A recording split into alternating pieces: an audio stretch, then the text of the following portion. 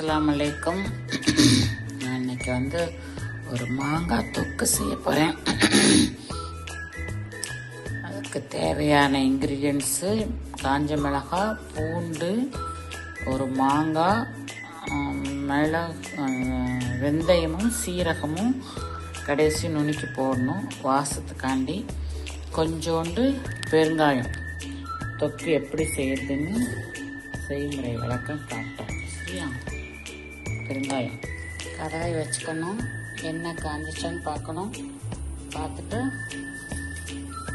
காஞ்ச மிளகாயை கொஞ்சம் லைட்டாக வறுத்துக்கணும், பச்சை வாடை போகிறதுக்கு.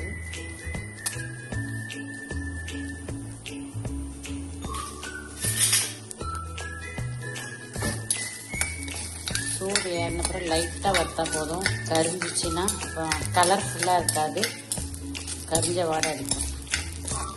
இவ்வளோ வறுத்தா போதும். இதே சடங்குதா, இதே மாதிரி வறுத்தா போதும். நீங்கள் இதே மெத்தடில் ஒரு முறை செஞ்சு பாருங்கள். தயிர் சாதம், சாம்பார் சாதத்துக்கு சூப்பராக இருக்கும். நான் பிகினர்ஸுக்கு தான் எல்லாம் சொல்கிறேன், சரியா? எல்லாருக்கும் சமைக்க தெரியும், எல்லாருக்கும் எல்லாம் தெரியும், அவங்கவுங்க மாடலில் செய்வாங்க. பிகினர்ஸுங்க இப்போ சமையலே தெரியாதவங்க இதை பார்த்து சாரா சமீரா விழாக்கு பார்த்து கற்றுக்கங்க. சப்ஸ்கிரைப் பண்ணுங்கள், அப்புறம் அடுத்தடுத்து நான் போடுற வீடியோலாம் வரும்.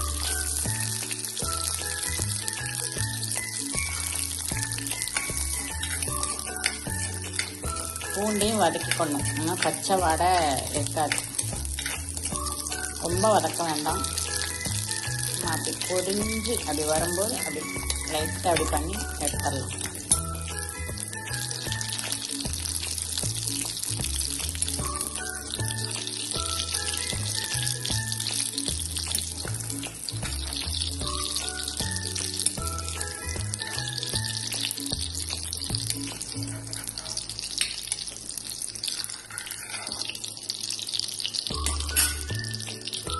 இதே மாதிரி மாங்காய் முழுசாக கட்டினால இப்படி பொடி பொடியாக ரொம்ப பொடிசாக கட் பண்ண வேண்டாம், ஏன்னா நம்ம மிக்சியில் தான் அரைக்க போகிறோம்.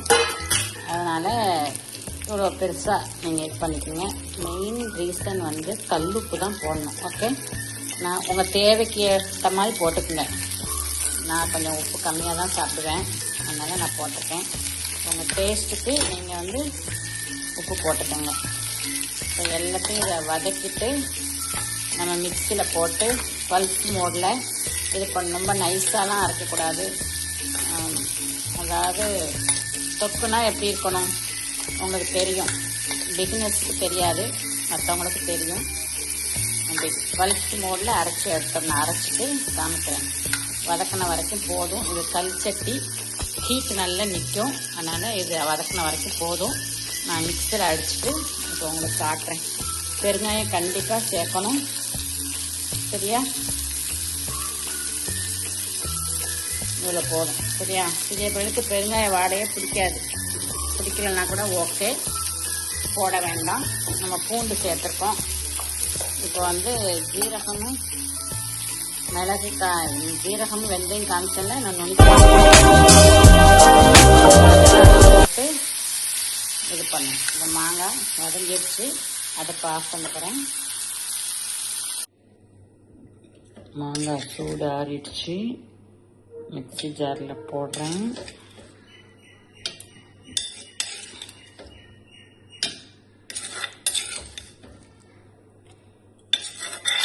நேற்று எங்கள் ரெண்டாவது அக்கா வீட்டில் பக்ரீத் சாப்பாடு, இன்னைக்கு பெரிய அக்கா வீட்டில் சாப்பாடு. எனக்கு சமையக்கட்டுக்கு வரலன்னா தூக்கமே வராது. அதனால் நான் என்ன பண்ணுறேன், அன்றைக்கி ஃப்ரீயாக இருக்கேன், தொழுது முண்டு தான் சாப்பிட போகிறேன். அதனால் என்ன பண்ணேன், யோசித்தேன், சரி இப்போ ஒரு சட்னி பண்ணி வைக்கலாம். 2 நாள் பிரியாணி சாப்பிட்டாச்சு, நாளைக்கு சாம்பாருக்கு இன்னைக்கே ஒரு சட்னி பண்ண போகிறேன். ஓகே, பண்ணி காமிக்கிறேன். நல்லா ஞாபகம் வச்சுக்கோங்க, கல் உப்பு தான் போடணும். இப்போ மிக்சியில் அரைச்சிட்டு உங்கள்கிட்ட எப்படி அரைக்கணும், பல்ஸ் மோடில் அரைக்கணும். ஓகே, பல்ஸ் மோடில் அரைச்சிட்டேன். இப்படி இருக்கணும். கொஞ்சம் மாங்காய் நஞ்சாமையும் அப்படி இருக்கணும். வாய் ஊறுது. டேஸ்ட்டு பார்த்துட்டேன், சூப்பராக இருக்குது, வேறு லெவல். நீங்கள் மாங்காய் இப்போ வந்து சீசன், மாங்காயும் சீசன், மாம்பழ சீசன். நாளைக்கு மாம்பழம் ஐஸ்கிரீம் போட்டிருந்தேன், ரொம்ப நல்லா வந்துருந்துச்சு. இப்போ வந்து மாங்காய் தொக்கு, மாங்காய் சம்பல் எப்படி வேணால் சொல்லலாம். இப்போ வந்து நான் தாளித்து காட்டுறேன். சட்டியில் கொஞ்சம் எண்ணெய் ஊற்றிருக்கேன். எண்ணெய் வந்து சூடாக்கிட்டு இருக்கு. இப்போ நம்ம கொஞ்சம் என்ன பண்ணுறோம், கடுகு போடுறோம். கடுகு போட்டுட்டு நான் பூண்டில் வந்து மொத்த பூண்டு இதில் போடல, கொஞ்சோண்டு பூண்டு விட்டு வச்சுருக்கேன். வதக்கின பூண்டை வந்து வச்சுக்கிட்டேன். இப்போ கருவேப்பிலை போட்டோம். இப்போ அரைச்சி வச்சுட்டு நம்ம இதில் போடுறோம். நிஜமாவுமே நான் எதிர்பார்த்ததை விட சூப்பராக இருக்குது. நீங்களே ட்ரை பண்ணுங்க. மாங்காய் சீசன்.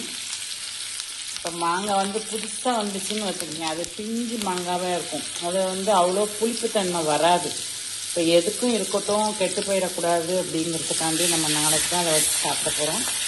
அதனால் என்ன பண்ணியிருக்கேன், நான் ஒரு கொட்டக்கான புளி சேர்த்துருக்கேன். ட்ரை பண்ணுங்கள். சாரா சமீரா விழாக்கு சப்ஸ்கிரைப் பண்ணுங்கள். பிகினர்ஸுங்க செஞ்சு பார்த்து கமெண்ட் சொல்லுங்கள். அஸ்ஸலாமு அலைக்கும். ஒன்று சொல்ல மறந்துட்டேன். இந்த போட்டிருக்கேன் பாருங்க மேலே பொடி, இது வந்து ஜீரகமும் வெந்தயம். நல்லா அருமையாக வந்துச்சு, சூப்பராக இருக்குது. வாயில் எச்சு ஊறுது. வேற லெவல்.